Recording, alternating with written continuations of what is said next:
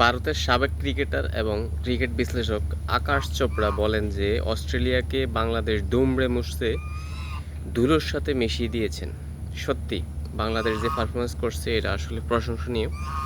অস্ট্রেলিয়ার মাটিতে এরকম পেশাদারিত্ব ফুটবল ক্রিকেট খেলা এটা আমরা বাংলাদেশের কাছে আশা করি নাই, তবে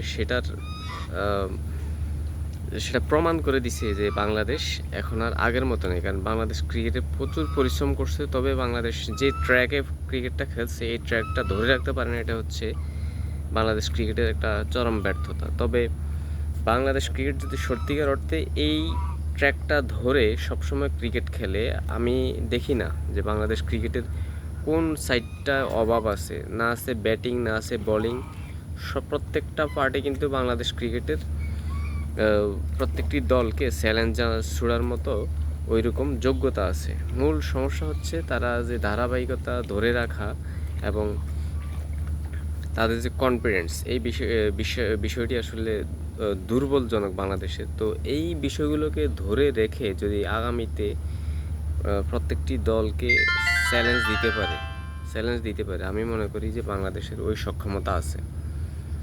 এখন আকাশ চোপড়া যে বিষয়টি নিয়ে তুলে ধরেন, তিনি বলেন যে বাংলাদেশ লাস্ট কিছু সময়ে ক্রিকেটে প্রচুর পরিশ্রম করছে, সময় দিছে, ইনভেস্টমেন্ট করছে, সেটিরই একটি ফলাফল হচ্ছে এই অস্ট্রেলিয়ার সাথে এই গুরুত্বপূর্ণ জয়।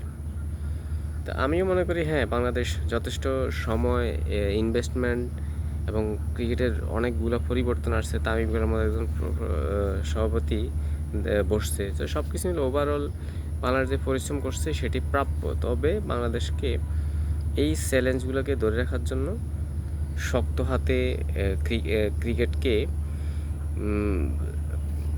যে পেশাদারিত্ব বজায় রাখা সেটিকে ধরে রেখেই আগামী